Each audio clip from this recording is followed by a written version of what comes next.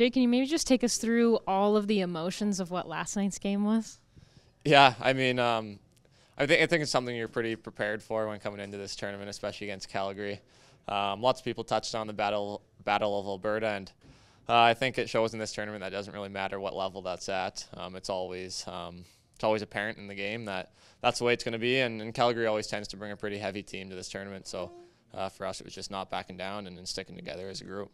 Everyone was very excited for Battle of Alberta. Did you feel that energy amongst your teammates in the moment that you guys essentially step on the ice too? Yeah, I think it's something you're looking forward to in this tournament. You kind of always, what day you're playing Calgary. So for us, you could feel it in the rink. You could feel it in the dressing room. There's lots of support out there yesterday, and lots of support from both sides, which made it good. And for us, it was just important to get going on the right step. And like I said, we stuck together and didn't back down until the end. So I think that was important for our group. When it is a game like that, that's so physical, you go into overtime, do you have to take some time afterwards to really come down from the high that is?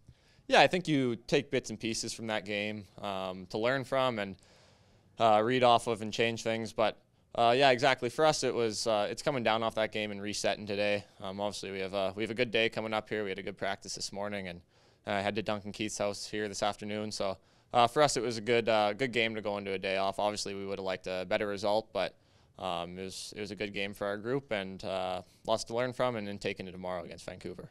I'm not sure if you saw, but there was a fan yesterday who had a sign dedicated to you saying, "Let's go, Jake Chiasson." But it's a Calgary fan holding that. Yeah, and he's got his Oilers buddy right beside him. Did you see that, and do you at all know who that is? What do you make of that?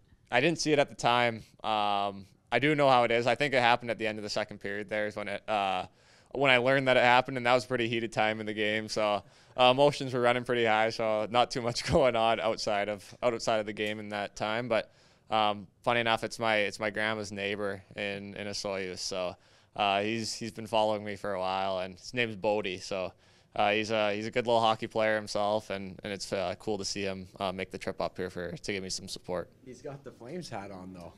Yeah, I think they're a Calgary family, so he could cheer for me, but not the whole team, is what he said. So I would have liked to see him in orange, but you can only push him so far. Hey, that is fair. Let's talk about your last year in junior. Obviously, you switched organizations. How did you feel like you personally progressed throughout the campaign? Yeah, I think I learned a lot of maturity this last season. Lots of ups and downs, and like you said, I switched organizations to Saskatoon there at the trade deadline, and I think for me, it just allowed me to play my game the way that I want to. I like to kind of get under the opponent's skin, kind of play a harder game, and provide some skill as well. But I think Saskatoon really allowed me to do that, and we had a good playoff run, which really helped me too, missing some time the year before. It allowed me to get into a pretty lengthy playoff run and learned a lot about myself and the team. And Saskatoon gave me all the ability to go out there and show what I want to show, and they did a lot for me that last season. On a personal development standpoint, what do weekends and weeks like this rookie camp and Penticton tournament do for you?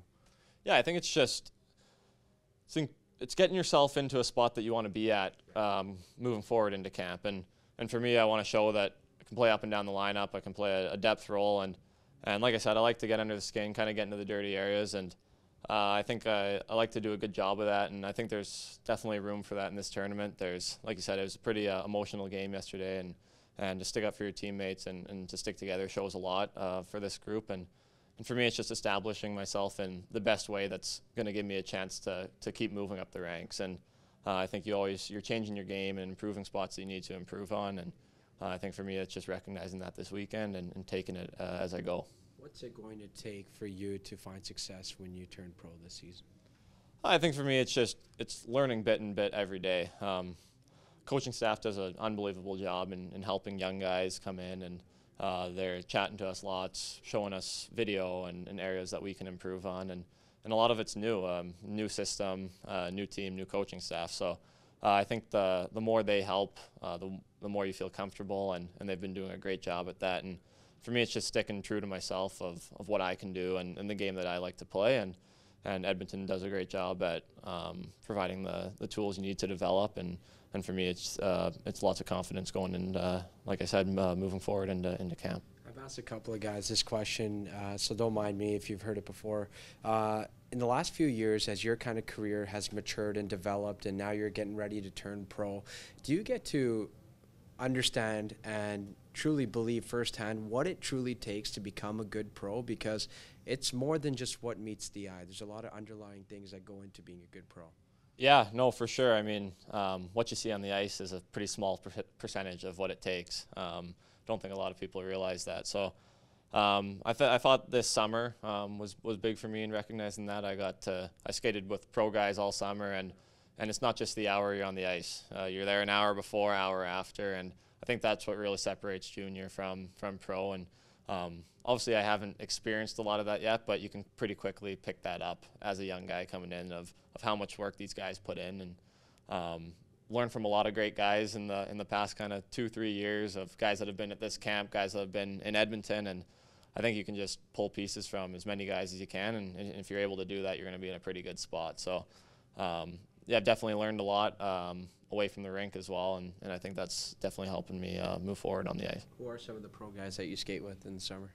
Well, there's a pretty good group in Burnaby. It's called Kaivo. It's a new kind of training thing out there, and well, there's a lot of Vancouver guys out there. I know Ryan Nugent-Hopkins spent a lot of time out there, so got to see him a couple times, and yeah, a lot of Abbotsford Canuck guys that come back to Vancouver. Barzell's out there, so it's just it's good to be pushing the pace with those guys, keeping up, so it allows you to come into camp feeling ready. And like I said, it's great just to learn from those guys whenever you can. I'm assuming you've talked to these pros quite a bit, and I apologize for putting you on the spot in advance, but is there any piece of advice that you can share that you have received and that you kind of keep close to your heart? Well, I mean, a guy that I've grown up a little bit in Abbotsford with the last couple of years is Noah Gilson. Plays for Abbotsford Canucks, Vancouver organization, and I think just his road to where he's at now has taken some injuries, some setbacks, and I think it's just kind of learning under him is a little bit of what helped me. I've had some unlucky times with injuries as well, and to see the way that he handles himself and takes his summer seriously, I think that's something that's really resonates to me, and it's just something that he's never really given me one piece of advice. It's just something I can look up to every day, and that's pretty important for a young guy to have a guy like that. So I really appreciate what he does, and I can learn a lot from him. Jake, this is a unique week in terms of how quick it is, and there's a lot of new faces. Can you speak to how this team has quickly kind of rallied together? And you mentioned standing up for your teammates and just that willingness to do that for some guys that you don't even really know.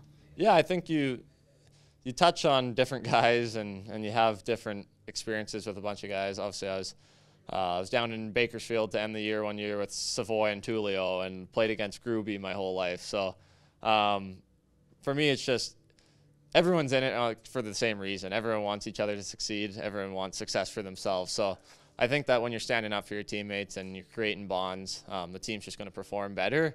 And I mean, you pretty quickly develop some friendships with guys here. There's a lot of funny guys, a lot of good guys, and I think once you made it to this point, you kind of know what you want to do, and everyone's pulling on that same rope. So I love coming here, meeting new guys, and I think it's something you can always pull out of these weekends. If you could pinpoint who you would say the funniest guy on this team is, who is that? I really like Tullio's sense of humor. I think he's kind of under the radar, funny. He picks his times, and he's pretty good at it. So I'm roommates with him here as well. So maybe a little bit biased, but he's making me laugh pretty consistently.